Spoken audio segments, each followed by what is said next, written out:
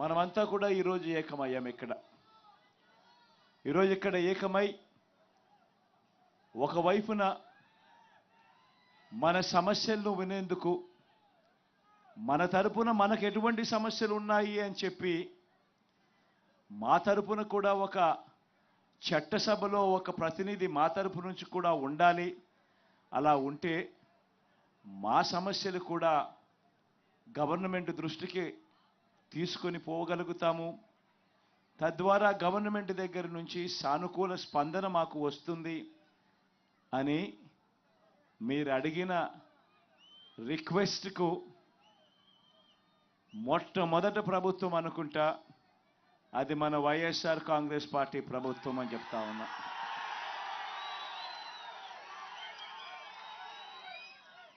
మీలో నుంచి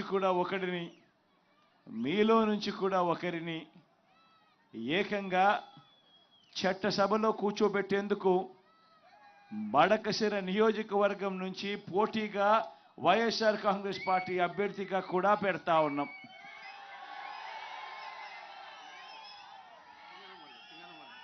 సింగనమల నియోజకవర్గం నుంచి పెడతా ఉన్నాం. నాకు ఈ ప్రస్తావన నా దగ్గరకు వచ్చినప్పుడు సింగనమల నియోజకవర్గం నుంచి ఇలా ఈ మాదిరిగా ఒక టిప్పర్ డ్రైవర్ను మనం అసెంబ్లీకి నిలబెట్టే కార్యక్రమం చేస్తే బాగుంటుంది అని చెప్పి ఒక క్యాండిడేట్ ఉన్నాడు అని చెప్పి నా దగ్గరికి ప్రస్తావన వచ్చినప్పుడు నిజంగా నేను అనుకున్నా, ఆ క్యాండిడేట్ ఎవరు, ఆ క్యాండిడేట్కి సంబంధించిన చదువులేమిటి అని చెప్పి కూడా ఒకసారి అడిగా. చదివిన విషయానికి వచ్చేసరికి మాదిగ సామాజిక వర్గానికి సంబంధించిన ఆ వీరాంజనేయులు అనే ఆ పిల్లాడు, ఆ వ్యక్తి, ఆ మనిషి మన పార్టీకి కార్యకర్తగా చాలా సంవత్సరాలుగా ఉన్నాడు. ఉంటూనే తాను ఎంఏ చదివి ఎంఏతోనూ కూడా చదువు సరిపెట్టకుండా ఏకంగా ఎంఏ ఎకనామిక్స్, ఆ తర్వాత బీఈడి కూడా పూర్తి చేసిన పరిస్థితిలో ఆ క్యాండిడేట్ ఉన్నాడు. అంత గొప్ప చదువులు చదివి ఏకంగా ఎంఏ చదివి ఆ తర్వాత బీఈడి కూడా పూర్తి చేసి అంత గొప్ప చదువులు చదివి టిప్పర్ డ్రైవర్గా తాను తన కాళ్ళ మీద తాను నిలబడుతూ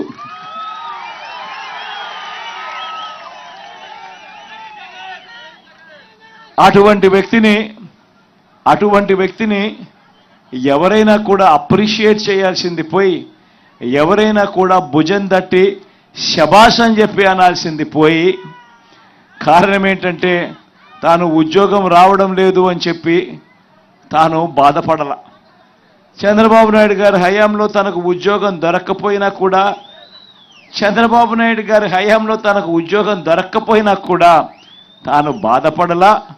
తాను టిప్పర్ డ్రైవర్గా అయినా సరే తన కుటుంబాన్ని పోషించుకునేందుకు ఎటువంటి ఇబ్బంది కూడా పడుకోకుండా తన కుటుంబాన్ని పోషించడం మొదలుపెట్టాడు.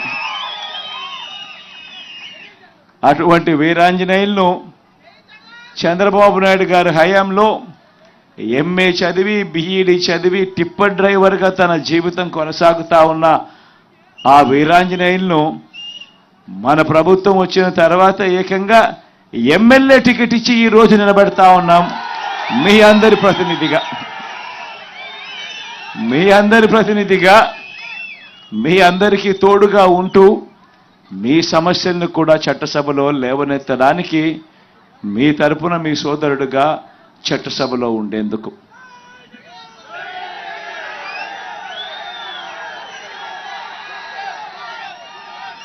ఇలాంటి ఈ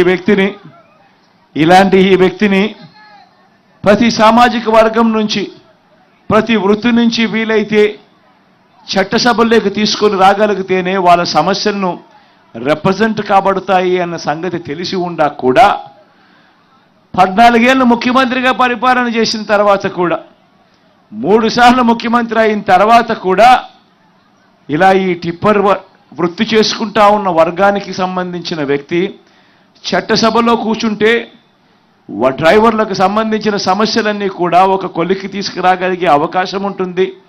వాళ్ళు పడతా ఉన్న ఇబ్బందులు కూడా ప్రభుత్వం దృష్టికి తీసుకొచ్చే కార్యక్రమం ఎఫెక్టివ్గా చేయగలుగుతారు అని తెలిసి ఉండి కూడా అవహేళన చేస్తూ ఇదే పెద్ద మనిషి చంద్రబాబు నాయుడు గారు ఏమన్నారు? జగను ఒక టిప్పర్ డ్రైవర్కు సీట్ ఇచ్చాడు అని చెప్పి ఇలా చూపించాడు.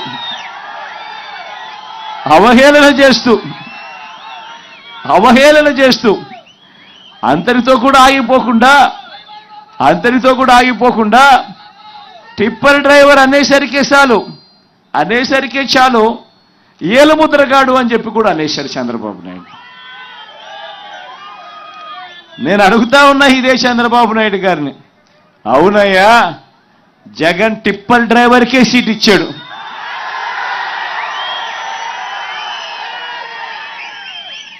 ఏం తప్పు చేశాడయ్యా జగన్ అని అడుగుతా ఉన్నా.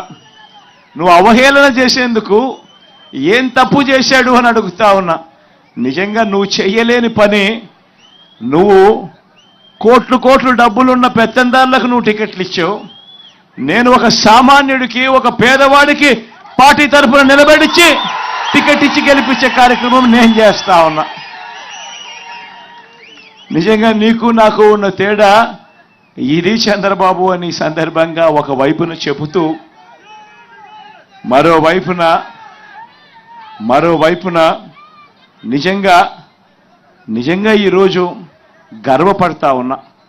ఎందుకు తెలుసా గర్వపడతా ఉన్నాను? సొంత ఆటోలు కొనుక్కొని,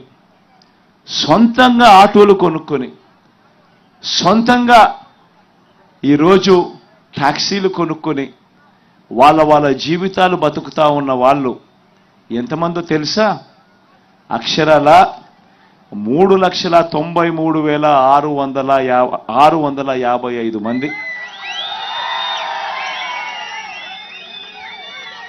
3,93,655 మంది తమ జీవితం మీద తామే కంట్రోల్ తీసుకుంటూ, తమ జీవితం వేరే వాళ్ళ మీద ఆధారపడకుండా, చదువుకున్న వాళ్ళే వీళ్ళంతా కూడా, కాస్తో కూస్తో పెట్టుబడి పెట్టే వాళ్ళే వీళ్ళంతా కూడా ముందుకొచ్చి ఎవడో ఉద్యోగం లేదనో, ఎవడో తోడుగా ఉండడం లేదనో భయపడకుండా తామే సొంత ఆటో కొనుక్కొని, తామే సొంత టాక్సీ కొనుక్కొని తమ కుటుంబాలను పోషిస్తూ ఉన్న వాళ్ళు అక్షరాల 3,93,655 మందికి మొట్టమొదటి ప్రభుత్వం వాళ్ళు ఉన్నారు అని గమనించి వాళ్లకు తోడుగా అండగా ఉంటూ వాళ్ళను ప్రోత్సహిస్తూ, ఎందుకనంటే ప్రతి సంవత్సరం కూడా ఫిట్నెస్ సర్టిఫికెట్ తీసుకోవాలి అని అంటే బండికి ఇన్సూరెన్సు ఉండాలి, బండికి చిన్న రిపేర్లు కూడా చేయించాలి. ఈ రెండు చేయిస్తే తప్ప నుంచి ఫిట్నెస్ సర్టిఫికెట్ రాదు. ఫిట్నెస్ సర్టిఫికెట్ రావాలి అని అంటే కనీసం అంటే ఒక 10,000 రూపాయలు ఇన్సూరెన్స్ కోసం కానీ రిపేర్ల కోసం అయినా కానీ ఖర్చు పెట్టి ఆ 10,000 ముందే జమ చేసి ఖర్చు పెట్టి అన్నీ చేస్తే తప్ప నుంచి ఫిట్నెస్ సర్టిఫికెట్ వచ్చే కార్యక్రమం జరగదు. మరి ఈ మాదిరిగా ఫిట్నెస్ సర్టిఫికెట్ తీసుకోవాలి అని అంటే ఆటో డ్రైవర్లకు, ట్యాక్సీ డ్రైవర్లకు ఇంకా కాస్తో కూస్తో ఒక అడుగు ముందుకు వేసి ఈసారి మన ప్రభుత్వం వచ్చిన తర్వాత సొంత టిప్పర్లు ఉన్న టిప్పర్ డ్రైవర్లను కూడా ఈ కేటగిరీలోకి తీసుకొస్తాం.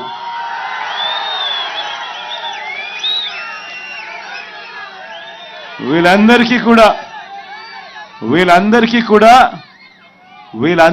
కూడా క్రమం తప్పకుండా మన ప్రభుత్వం ప్రతి సంవత్సరం వీళ్లకు తోడుగా అండగా ఉంది అని చెబుతూ ఏకంగా ఈ 3,93,655 మందికి క్రమం తప్పకుండా, అంటే కొంతమంది మళ్ళీ అమ్ముకుంటా ఉంటారు వాళ్ళ వెహికల్స్ అన్నీ కూడా, కానీ క్రమం తప్పకుండా ప్రతి సంవత్సరం 10,000 ఇస్తూ ఏకంగా 5 సంవత్సరాలలో 50,000 రూపాయలు తీసుకున్న వాళ్ళు